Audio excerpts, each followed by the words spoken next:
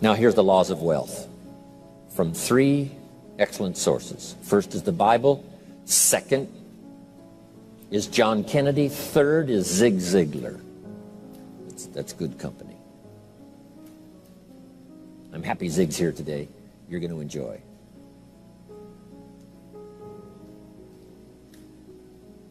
The wealth formula. Okay? First, I've already quoted from the Bible. He that wishes to be the greatest, find a way to serve the many. So that's the first key to the wealth formula. Service to many, finding a way. Now, some may have a wish to serve many, but you need a way. So you keep searching till you find a way, because if you search, you will find a way to serve more and more so that your life will be greater and greater. The second, John Kennedy's inaugural speech. Here's what he said. Don't ask. Don't we wish that was the current political philosophy? Where is John Kennedy? John Kennedy said, don't ask what the country can do for you. No matter how poor you are. Don't ask. That's not how you get trophies to put on the mantle above the fireplace. That's not how you become wealthy and rich. That's not how you have abundance. Don't ask what the people can do for you. But, he said, ask, what could I do for my country? What could I do for my neighbor? What could I do for the people in my community? How could I serve more than myself? Ask what you could do for your country. And some people have found out a way to serve the whole country. Some find a way to serve a limited piece of the country. Some find a way to serve a few right around their neighborhood. Some find a way to serve working on a job, rendering a service. But that's the key. Don't ask what they can do for you. Ask, what could I do for them? Why? Asking, what could I do, and beginning the process starts wealth moving in your direction. Key phrase, whatever you move toward tends to move towards you. If you move toward intelligent, it seems now to move towards you. God says, you move toward me, and I will move toward you. You take human steps, I take God's steps, I get there very quickly. Whatever you move toward, if you move toward success, success seems to start coming your way. So figure out what you could do to make the move, to begin the early qualifications, and then sustain the qualifications, and success is yours, and health is yours, and all valuable things are yours.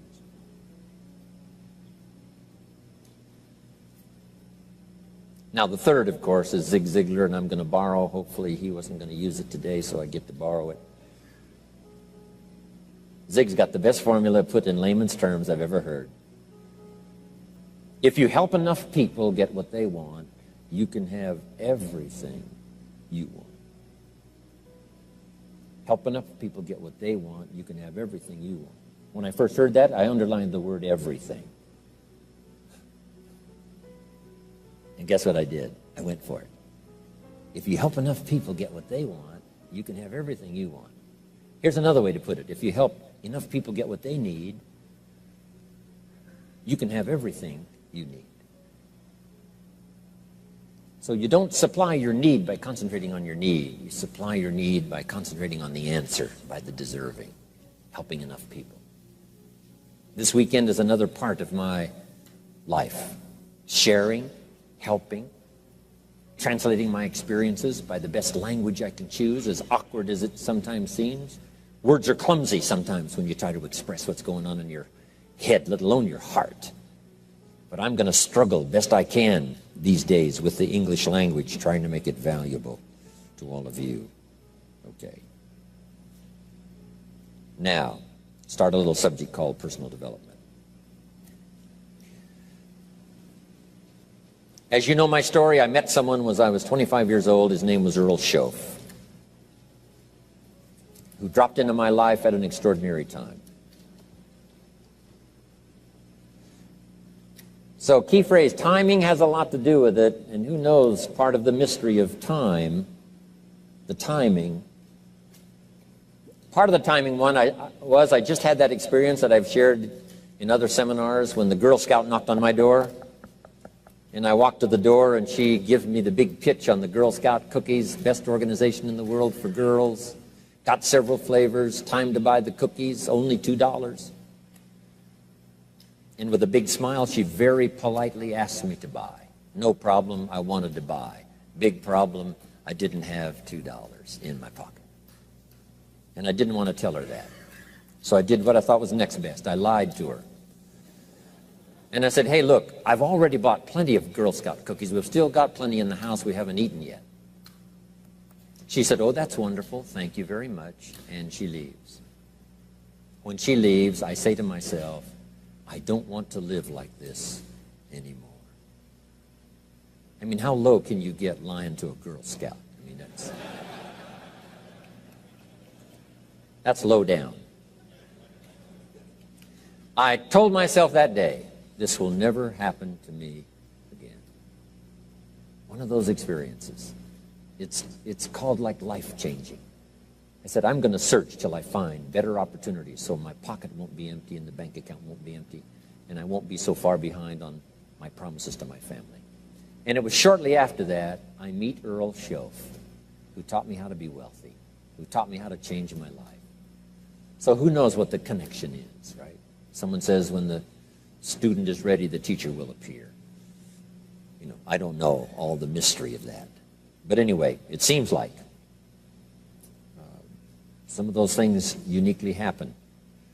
But it was Mr. Schoaf over a 5-year period before he died at age 49 who taught me some extraordinarily simple things. He only went to the 9th grade in school, never finished high school, never went to college, never went to university. So he put his ideas and his experiences in very simple language, which I think for me, you know, a kid from the farms of Idaho, that simplicity was so important. Because if it would have been technical, I'd have missed it. If it would have been mystic, I would have, backed away. But it was just basic, blunt, ABC, familiar stuff that I hadn't thought of before.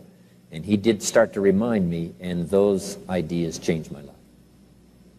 Mr. Schoaf was the one when I said, this is all they pay. He said, you've been working 6 years, Mr. Rohn, how come you're not doing better? And I said, this is all the company pays. He says, well, that's not true. I said, no, this is my paycheck. This is all the company pays.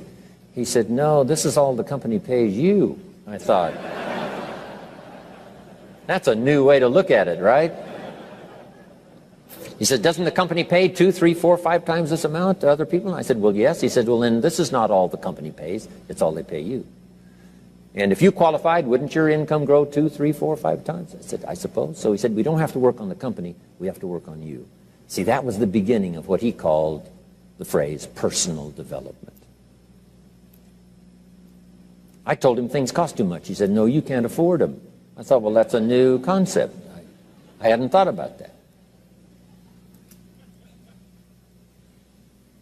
We put some of the valuable things on the high shelf, so you can't get to them until you qualify. If you want the things on the higher shelf, you got to stand on the books you read. Every book you read, you get to stand a little higher so you can get the things on the higher shelf. See, I learned those concepts. It was so incredible. And here was the most important one. Success is something you attract by the person you become. See, that phrase changed my life. Success is something you attract by the person you become. Success is not something you pursue. It's like chasing a butterfly. You can't quite catch it. Success is something you attract by becoming an attractive person. See, those were new concepts to me. I'm just working hard trying to make a living. Here's what he said to me. This changed my life. I got a chance to teach this in Moscow and across Russia. 3 visits, now the 4th. Here's what Schoaf taught me. Profits are better than wages. Nobody taught me that in high school. Nobody taught me that. I went to 1 year of college. Nobody taught me. Profits are better than wages. Wages make you a living. Profits make you a fortune.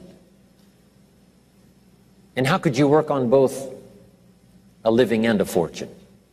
He said, well, you could start part-time working on your fortune while you're working full-time on your living.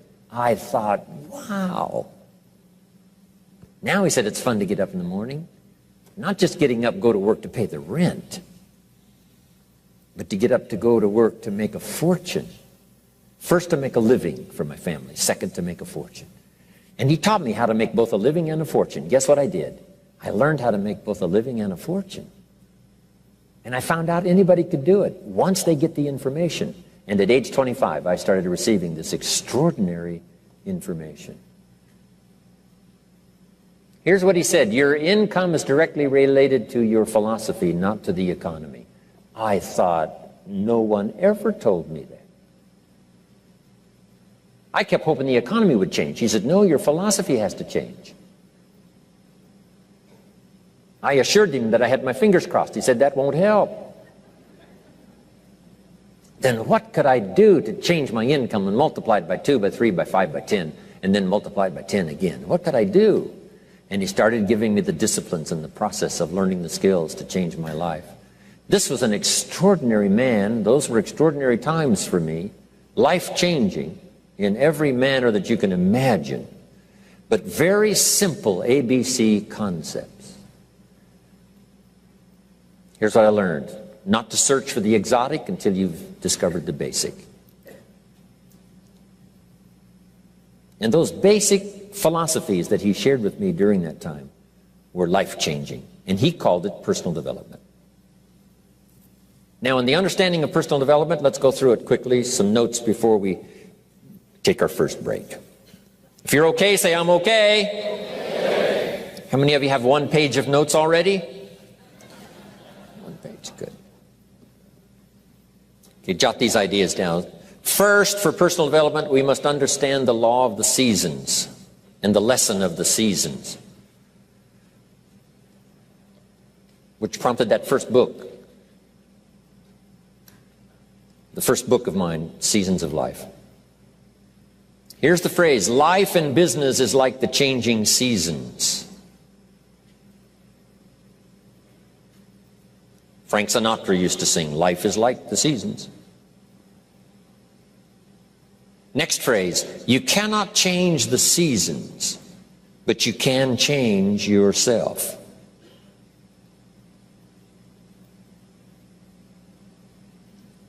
The seasons are set. As soon as we arrive on this spinning planet headed somewhere, that's the question to ask. What is the setup? First, so I can survive. Second, so I can succeed. So one of the first things to do is to learn the rhythm of the seasons. The rhythm of night and day. Day follows night. Night follows day. Opportunity follows difficulty. Difficulty follows opportunity. Recession follows expansion regularly. Expansion follows recession. Sadness follows joy. Joy follows sadness. That's called the rhythm of life. So in the seasons now, make these notes. First, learn to handle the winters. Hopefully each winter we get stronger by the process of the experience of the past winters. Learning the lessons of the past to apply to the present. In the winter you have to hang on. In the winter you have to endure. That's part of the rhythm of life. And there's all kinds of winters. Physical winters and personal winters and political winters. Communism cast a long shadow on 1/3 of the world in that long winter of despotism. About 75, 80 years it lasted. Political winters, social winters, spiritual winters, personal winters, when things don't work well. Barbara Streisand sings, it used to be so natural to talk about forever, but used to be's don't count anymore. They just lay on the floor till we sweep them away. You don't sing me love songs, you don't say you need me, and you don't bring me flowers anymore. A song of winter. But we're all acquainted with those experiences. But here's the key. You must just hang on in the winter. Make the note. It doesn't last forever. Some winters seem longer than others. Some winters seem tougher than others. Some winters are more critical and crucial than others. But here's the note. They will pass.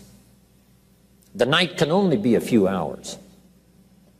As far as we know, there's never been a double night. And the whole key to this is, surely you can make it just a few hours. Hang on. Whether it's playing a game or whether it's an enterprise, the winters do come. Mickey Mantle, my hero back in those days of the Yankees. Wow. He used to get in the batting slump. It was tragic to watch. This is the home run king. This is the fastest man in baseball. This is one of the most accomplished players ever to play the game. But he used to have these terrible slumps when it seemed like he couldn't get a hit, or he couldn't get very many, and he couldn't hit home runs. And someone asked him one time, what do you start changing? He said, I don't change anything. He said, what do you do? He said, I wait till it's over. Right? You just keep swinging and you just keep hanging in there until finally it passes. Maybe you need a little touch of refinement, but for the most part, here's what you have to do. Endure. Because the winter finally passes and the night finally fades away and the daylight comes and the shadows flee away. So the winters we just have to handle. Here's what's next, the spring. Spring always comes. Opportunity follows difficulty. Day follows night. Here's what spring is called, opportunity. Spring is not a guarantee. It's guaranteed to come, but it's not spring that guarantees the harvest. Here's what you must do. Use the spring to your best advantage. And you've got to hurry because spring is usually not very long. The short season of spring reminds us of urgency. If you want a full harvest, come harvest time, you've got to take advantage, but you must do it quickly. Spring is the opportunity to meet someone. Sometimes you have to do it quickly. Here's a person, you say, it'd be nice to meet that person, but before you get a chance to say hello, they're gone. In space language, we call it window of opportunity. If the rocket doesn't launch and if the spacecraft doesn't go in an appointed time, it's got to wait for another cycle of times. If you don't get it planted this spring, you've got to wait for another cycle of seasons before you have another chance. So, the urgency of spring. Life is brief, so take advantage of every spring you can get for your lifetime. The Beatles wrote, life is very short. And for John Lennon, it was extra short. For Michael Landon, it was extra short. For my dear business colleague, Mark Hughes, it was extra short. He died at age 44.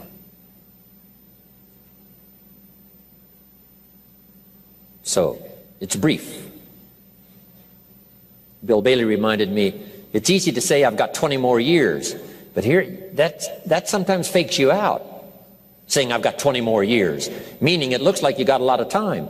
But here's what he said, if you go fishing once a year, you've only got 20 more times to go fishing. Not 20 years to go fishing, 20 times. So you've got to make each time count when the opportunity comes, each time. So take into account the brevity of life. My father lived to be 93, but it seemed so short.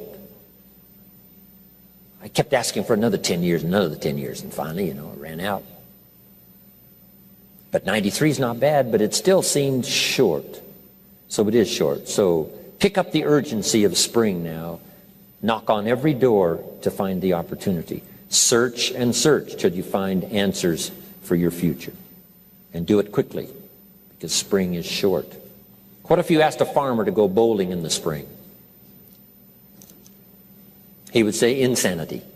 You can go bowling in the winter, but you can't go bowling in the spring. Good note to make. What to do in springtime.